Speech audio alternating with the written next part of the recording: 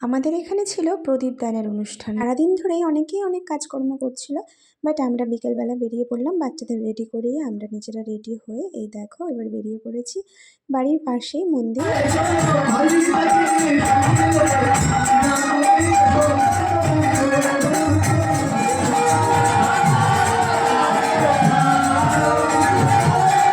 Honestly বলতে গেলে হরিনামের দিকে মন আমাদের কমই থাকে, আমাদের মন থাকে গল্পের দিকে, ফটো তোলার দিকে। বাচ্চাদের যেরকম এই যে খেলার দিকে মন থাকে, সেরকম আমাদেরও তাই। তো এটা লুকানোর কিছু নেই, কারণ অনেকেই এরকম আছে, আমরা কিন্তু আমি প্রকাশ করে ফেললাম। মিনি ব্লগ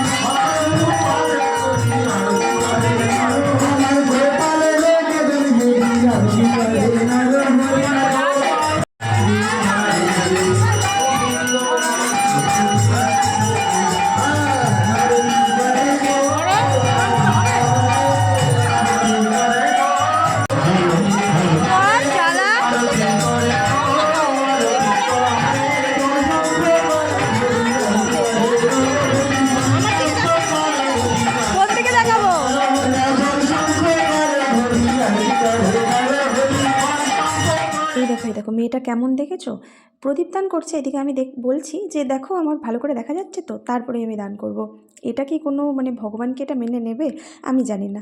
ভগবানের প্রতি ভক্তি নেই তা নয়, এতটাও খারাপ নয়। হ্যাঁ, ভক্তি তো অবশ্যই আছে, নইলে তো যেতাম না, বা রোজ দিন সন্ধেবেলা করে প্রদীপ দানও করতাম না দামোদর মাসে।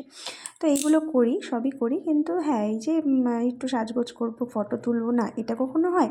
আমরা যেহেতু ফটো ভিডিও করি ফেসবুকে, যারা করে না তাদের ব্যাপারটা আলাদা। আমার ভালো লাগে, আমার এটা খুবই মানে মনের দিক থেকে আনন্দ পাই, সেই জন্যই আমি করি। তো এই জন্যই ছবিটা তুললাম বা ভিডিওটা করলাম। একদমই যে ভগবানের প্রতি ভালোবাসা নেই, ভক্তি নেই, সেটা নয়। তো আমার মতন তোমরা কে কে করো এরকম, বলো তো কমেন্টে।